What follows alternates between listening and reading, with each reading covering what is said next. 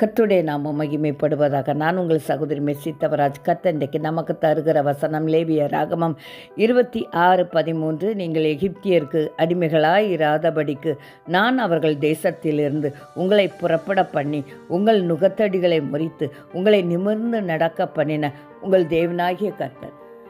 எகிப்தியருடைய கொடுமைகளை தாங்க முடியாமல் இஸ்ரவேல் மக்கள் தேவனை நோக்கி கதறிய போது எகிப்தியருடைய நுகத்தடிகளை முறித்து அவர் நிமிர்ந்து இஸ்ரேல் மக்களை நடக்க பண்ணின தேவன் இன்றைக்கு உங்களையும் என்னையும் கூட விடுவிக்கும்படியாக வந்திருக்கிறார். நம்முடைய நுகத்தடிகளை முறித்து போட்டு நம்மளை நிமிர பண்ணும்படியாய் கர்த்தர் கடந்து வந்திருக்கிறார். அவரால் கூடாத காரியம் ஒன்றுமில்லை. ஒருவேளை மனுஷனுடைய கொடுமைகளினால் அவனுடைய நுகத்தடிகளை சுமர்ந்து கொண்டு பல வருடம் தவித்து கொண்டு இருக்கலாம் நீங்கள், அல்லது பில்லிசூனிய கட்டுகளின் நுகத்தடிகளினால் நீங்கள் மிகவும் வருத்தப்பட்டு கொண்டு இருக்கலாம்.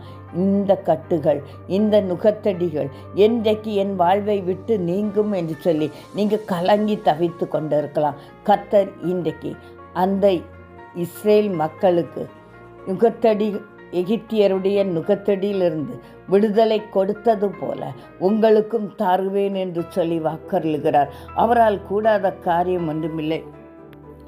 நம்பிக்கையற்ற சூழ்நிலையில் இப்படியே என்னுடைய வாழ்க்கை ஓடி முடிந்து விடும் என்று சொல்லி நீங்கள் கலங்கி கொண்டு இருக்கலாம். இந்த நுகத்தடிகளை நான் சுமந்த வண்ணமாகவே நான் இறந்து போய் விடுவேன் என்று சொல்லி நீங்கள் கலங்கி கொண்டு இருக்கலாம். ஆனால் கர்த்தர் சொல்கிறார், இன்றைக்கு அந்த இஸ்ரேல் மக்களை விடுவித்து எகிப்தியருடைய நுகத்தடிகளை முறித்த நான் உங்களுடைய வாழ்க்கையில் இருக்கிற பில்லிசூனிய கட்டு என்கிற நுகத்தடியும் மனுஷனுடைய கொடுமை என்கிற நுகத்தடியும் முறித்து உங்களை விடுவிக்கும்படியாக கடந்து வந்திருக்கிறேன் என்று சொல்கிறார்.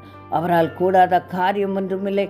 கர்த்தரை முழுமையாக நீங்கள் பற்றி கொண்டு ஜெபிக்கிற வேளையில் கர்த்தர் உங்களை எல்லா இக்கட்டிலிருந்து எல்லா நுகத்தடியிலிருந்து விடுவித்து காக்கிறவராயிருக்கிறார். கர்த்தர் தம் இந்த வார்த்தை ஆசீர்வதிப்பாராக. ஆமென்.